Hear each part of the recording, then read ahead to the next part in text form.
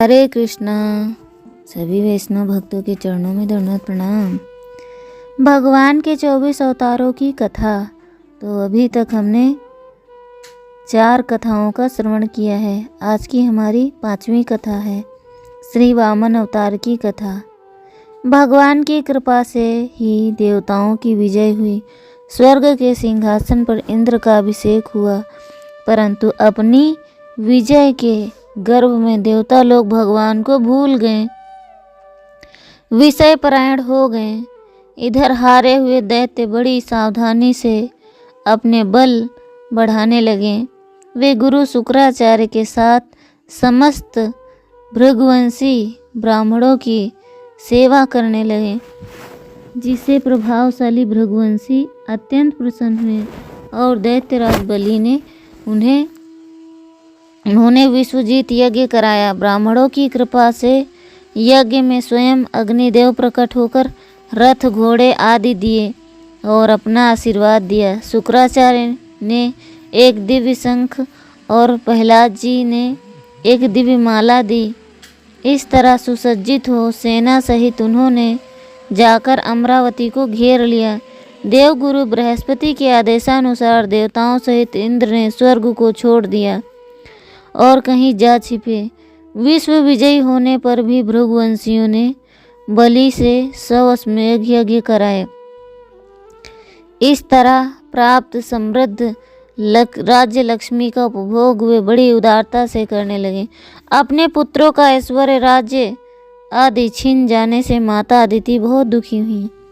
अपने पति कश्यप जी के उपदेश से उन्होंने पयोव्रत किया। भगवान ने प्रकट होकर कहा कि ब्राह्मण और ईश्वर बलि के अनुकूल हैं, इसलिए वे जीते जा नहीं सकते। मैं अपने अंश रूप से तुम्हारा पुत्र बनकर तुम्हारे संतान की रक्षा करूंगा। इतना कहकर भगवान अंतर ध्यान हो गए।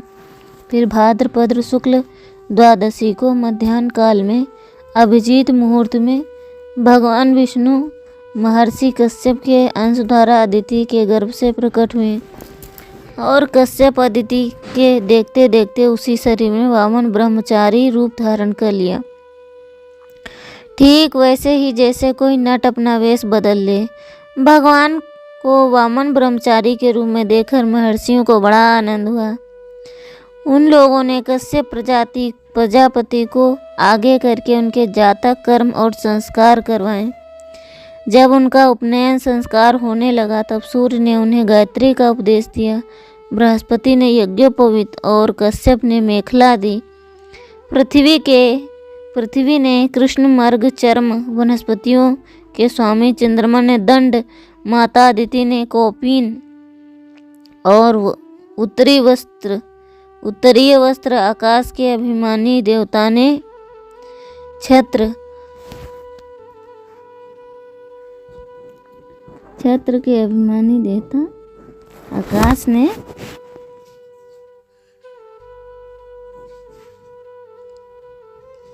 माता अदिति ने कौपीन, उत्तरीय आकाश के अभिमानी देवता ने छत्र, ब्रह्मा ने कमंडलू, सप्त ऋषियों ने कुश और सरस्वती ने रुद्राक्ष की माला समर्पित की। कुबेर ने भिक्षा पात्र और साक्षात जगन्माता अन्नपूर्णा ने भिक्षा दी। इस प्रकार उनकी ब्रह्मचर्य दीक्षा पूर्ण हुई।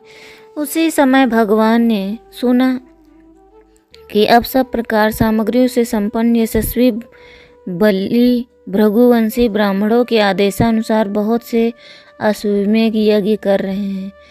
तब उन्होंने वहां के लिए यात्रा की।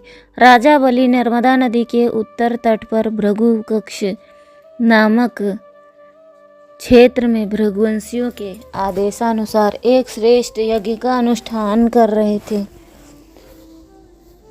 ठीक उसी समय हाथ में छत्र, दंड और जल से भरा कमंडलू लिए वामन भगवान ने अश्वमेध यज्ञ मंडप में प्रवेश किया।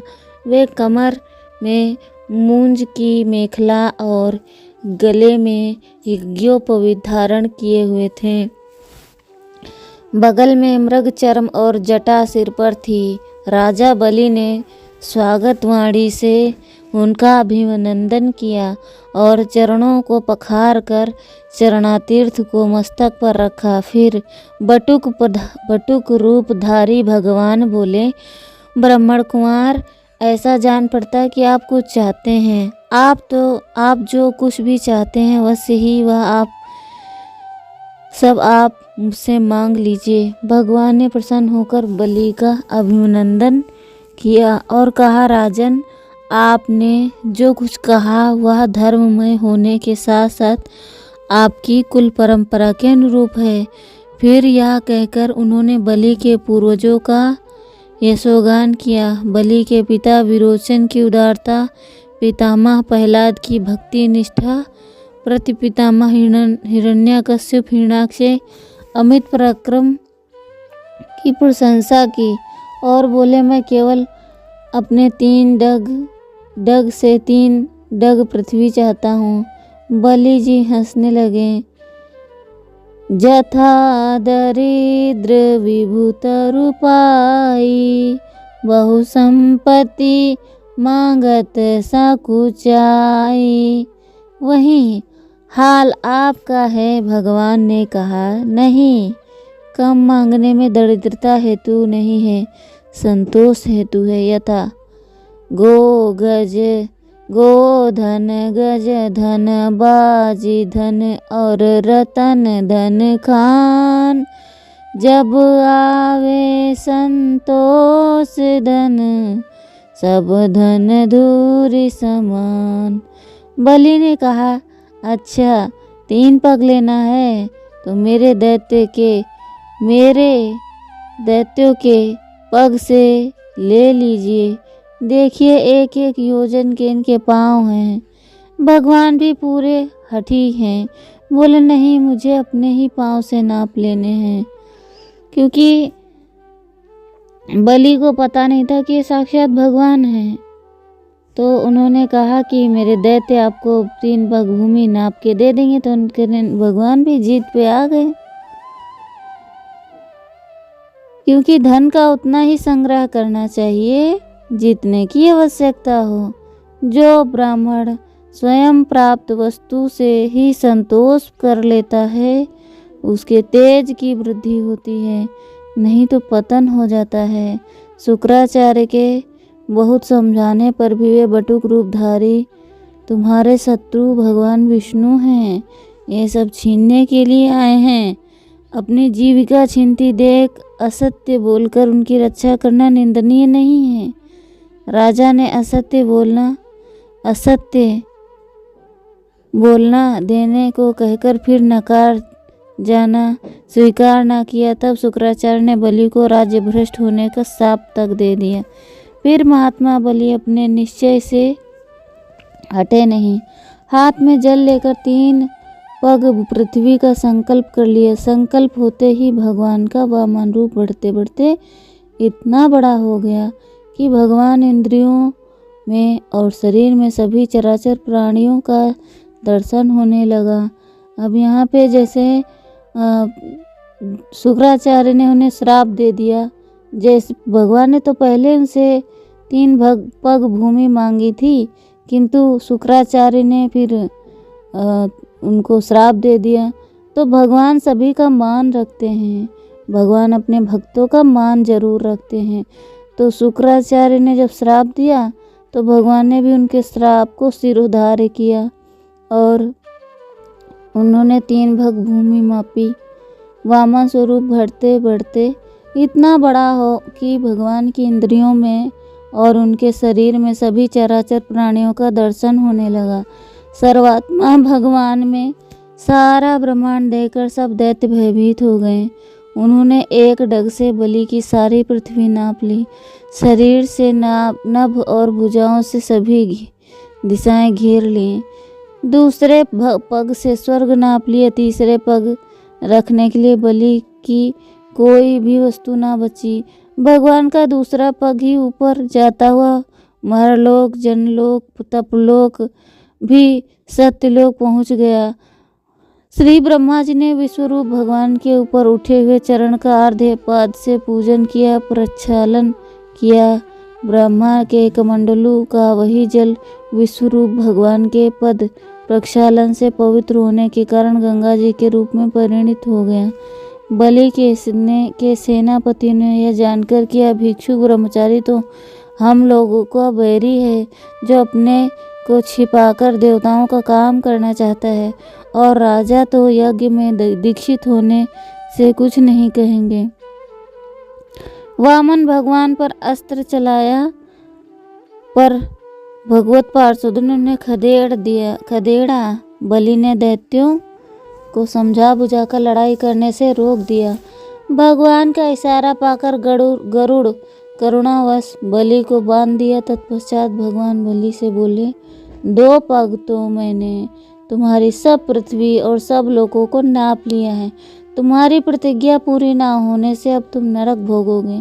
इत्यादि रीति से वामन जी ने बहुत तिरस्कार किया, परंतु राजा बलि धैर्य से विचलित ना हुए।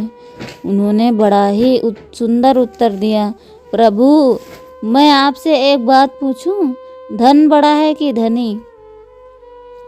भगवान ने कहा, चूंकि धन धनी के अधीन रहता है, इसीलिए धनी धन से बड़ा होता है। बलि जी ने कहा, प्रभु, आपने मेरा धन तो 2 पग में नाप लिया है, रही 1 पग की बात तो 100 पग आप मेरे सिर पर रख दीजिए। यद्यपि हूँ तो मैं 2 पग से भी अधिक, परंतु 1 ही पग में आपके चरण में आत्मसमर्पण करता हूँ।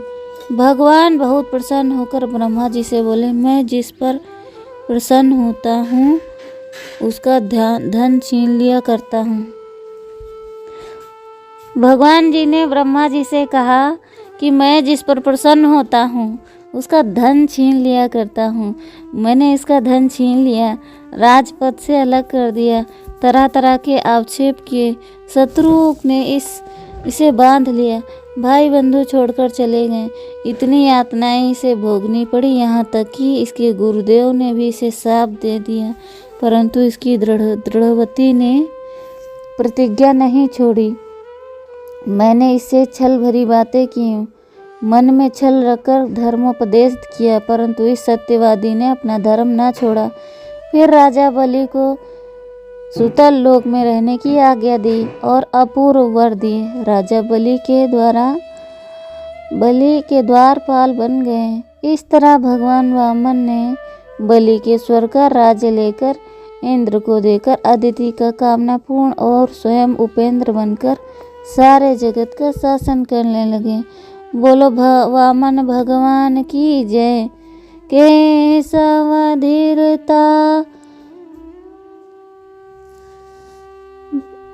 वामन रूपा, जय जगदीश हरे, जय जगदीश हरे।